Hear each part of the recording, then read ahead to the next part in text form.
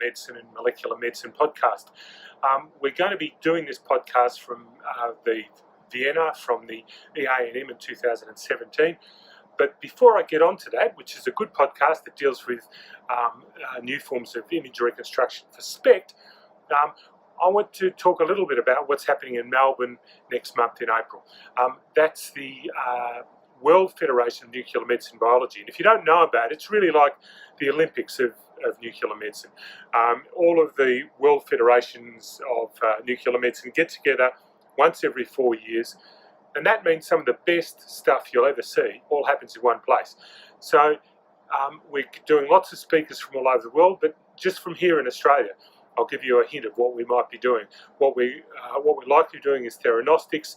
Melbourne, for example, is one of the leading sites for that. We've done things like cancer therapy for prostate cancer, cancer therapy for bowel cancer, cancer therapy. We all know about the cancer therapy that's really working with neuroendocrine tumours. So that's the kind of stuff that we're going to be dealing with, and new ways of doing that, new ways of monitoring that therapy with PET and SPECT, new traces and new ways of dealing with that. We're also going to be looking at neurology, in particular new amyloid traces, new tau traces, new ways of using those traces to manage the therapies which are beginning to work in Alzheimer's disease, and to deal with some of those controversies that deal with that. There's going to be a lot of exciting stuff, and I didn't even mention the cardiology. So just Google World Federation of Nuclear Medicine and Biology, and we'll be able to make you a link and come down and see us. It's a great place to visit. Meanwhile, let's get on with the podcast. Right, thank you again for agreeing to talk on the Nuclear Medicine and Molecular Medicine podcast. And we're again here at the EANM 2017 meeting in Vienna. And I just listened to an excellent talk on an area that I think's got a lot of room for growth and a lot of room for development. Perhaps before we get into that, perhaps you could introduce yourself, tell us what your name is and where you're from. Yes, my name is Emma Wikberg, and I'm from Gothenburg University Hospital, or Sahlgrenska University Hospital, but Gothenburg University, yes. In Gothenburg, I've been there. It's a lovely place. Yes. yes. And so you did a presentation, and maybe I'll just concentrate on one aspect of it. You looked at a very interesting method of reconstruction of PET images. What was SPECT that? SPECT images. Sorry, what is that? Yes. Yes, it's a reconstruction code that we have written, or my colleague here has written, and it's a reconstruction code that uses Monte Carlo simulations in the forward projection of an iterative Olsen reconstruction. Right. So, I mean, that's a little different, because normally you do just a direct projection method in the forward projection before you do your iterations back again and update it. But by introducing Monte Carlo, it's going to represent more a real-world situation for SPECT. You'd agree with that? Yes. Right. So one would expect that this reconstruction would improve the resolution of the images without producing the artifacts generated by a point spread function. Would that be a fair comment? Yes. Right. So, I looked at the images, and that's what they look like. Right? Great. Right, and they look good. They look very good. And of course, this is a clever way of doing things. However, when you came to test them, it didn't go quite as what you'd expect, I would have thought. Tell me about what happened. Yes, so we had a trained nuclear medicine specialist look at the images, my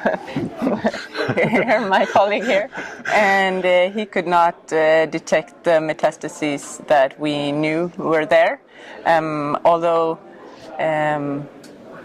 we had used this new reconstruction technique. But I think that one of the reasons is that the observers today are not used to viewing or reviewing the images because it's a new way of looking at the images, but also the metastases that we looked at are so small that we didn't know they were there when the examination was done. So we did a 3-year follow-up, and we could see that a couple of patients, or 13 patients, had liver metastases. So we don't know if they are there. We actually don't know the truth or which patients that have the metastases, or how big they are or how small they are. Right.